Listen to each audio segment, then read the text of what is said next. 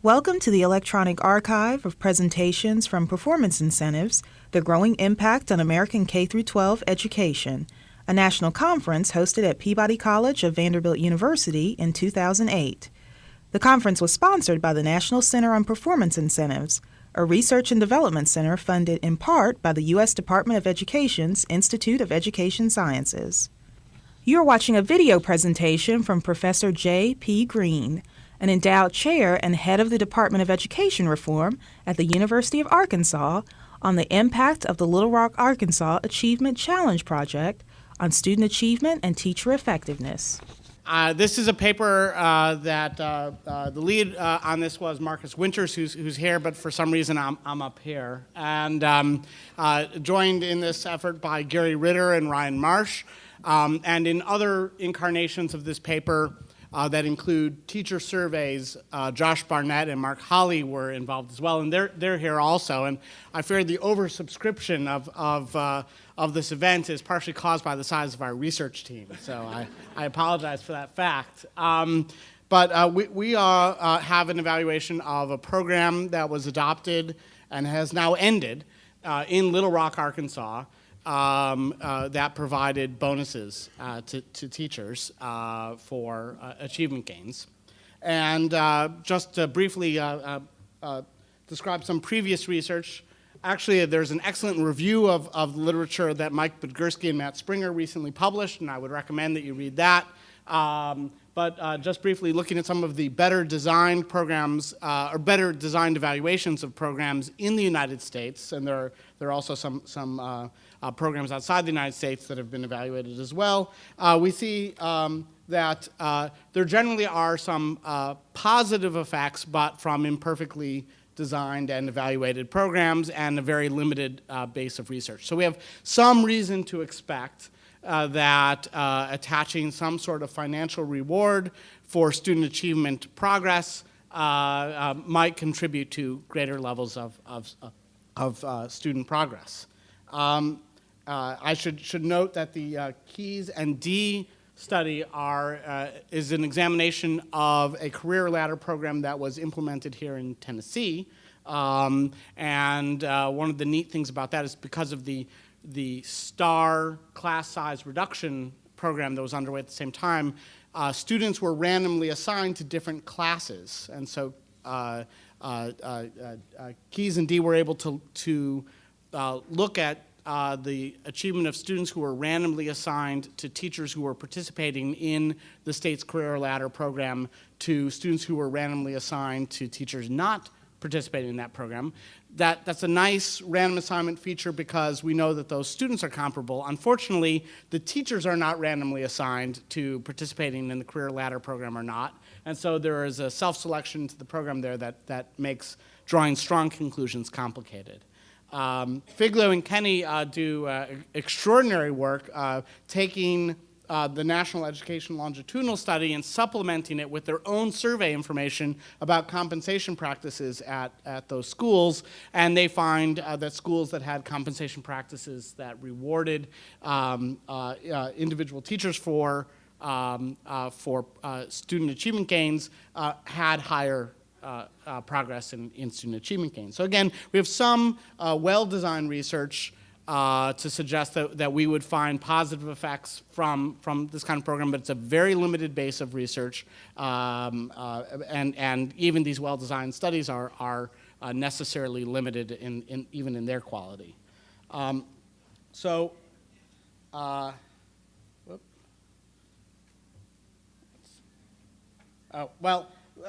Just to describe the features of the program, the program began in 2005 with one school participating, and it began because the publisher of the local newspaper in Little Rock donated the money for bonuses at that school. And in order for that program to begin, the teachers in that school had to vote to accept that bonus program, and they did.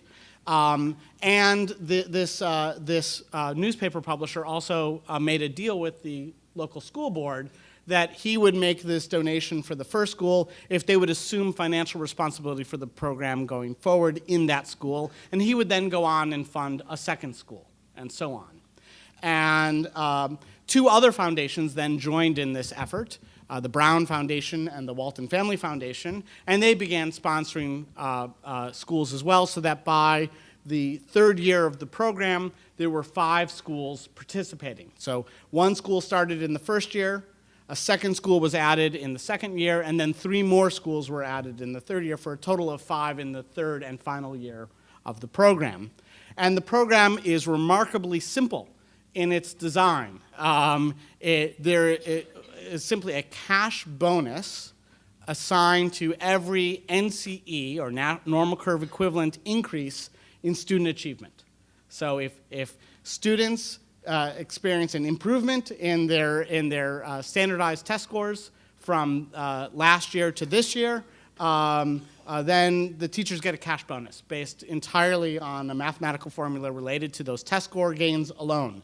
There was no supervisor assessment component, there was no peer assessment component, there was no professional development component. It was cash for achievement. That was the design of the program. Okay, so here are descriptive characteristics on the 3 schools that were added in the last year, and they are the 3 schools that we focus our analysis on. And we focus only on these 3 schools because only in these 3 schools do we have information, test score information, from the same test prior to participation in the program. A challenge with using the first 2 schools that began to participate is that there was a switch in the test that was used, so we either had information from a different test or we had no information on testing at all prior to participation of the program. But from these 3, we have information on testing prior to the schools starting in the program and information after as well, all using the same test. And you get an idea of the financial scope of the program as well. These are cash bonuses that tended to average between $1,000 and $3,000 depending on the school, and on average cost something on the order of $100 to $200 a kid. So this is a per capita expenditure of that's a relatively small percentage increase in expenditure in these schools, something on the order of 2% increase. So these are the 3 schools that we examined, and here are the descriptive information of those 3 schools relative to all the other elementary schools in Little Rock that we were using in the analysis as well. These 3 schools, I should emphasize, are elementary schools, and so we collected individual student data on those 3 schools as well as all other elementary schools in Little Rock.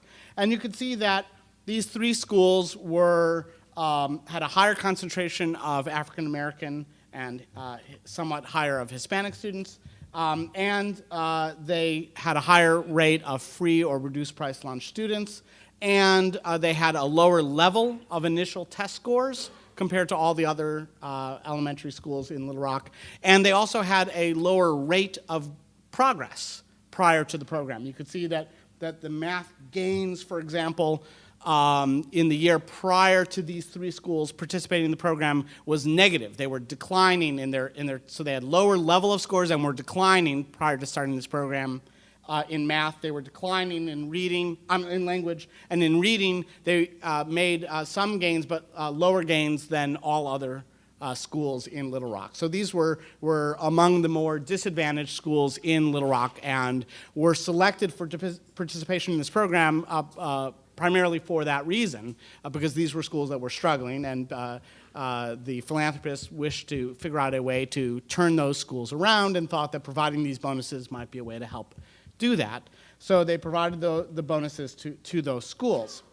And then jumping ahead, you can see the results, but also in smaller letters that you can see at the bottom is the model that we used for the analysis. And for those of you who were active in your fraternity or sorority or who were classics majors, this should be no problem. But I'll just walk you through it. The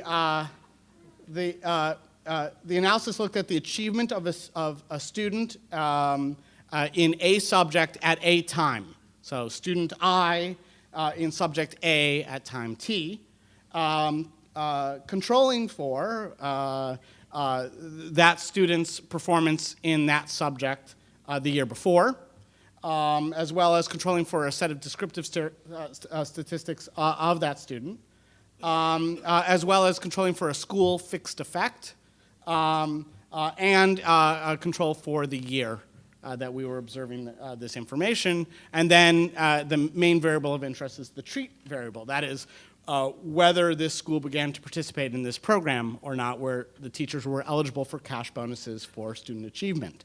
And so essentially what we're doing here in this model is we're comparing students against themselves at prior times as well against other students in Little Rock at the same time. Okay? So we have information on other students elsewhere in Little Rock before and after this program, and information on these students before they were in the program and after they were in the program.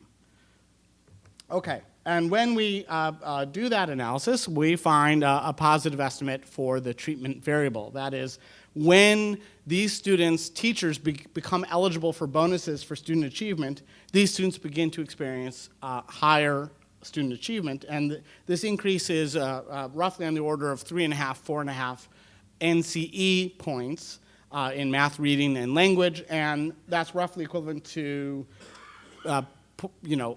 somewhere between a sixth and a quarter of a standard deviation improvement after 1 year's time of participation in the program. And so that's the overall effect. But we were also interested in how this program might affect teachers differently. That is, might it alter outcomes for the students of some teachers more than for other teachers? And so we also ran this model, which is just the same as the last model, except that it adds an interaction where we interact the previous average gain of teachers, that is the average gain that teachers' students achieved in the past, interacted by whether that teacher became eligible for the program or not. And so, in other words, if a teacher was an effective teacher, could produce learning gains for students in the past, they would have high pre-gain, and if they were less effective in the past, then they would have lower pre-gain. And what you can see from this analysis is that the interaction term has a significant negative sign. It's significant and it has a negative sign, which means that the teachers who were previously the least effective at producing learning gains for their students were the ones who experienced the greatest improvement in their effectiveness.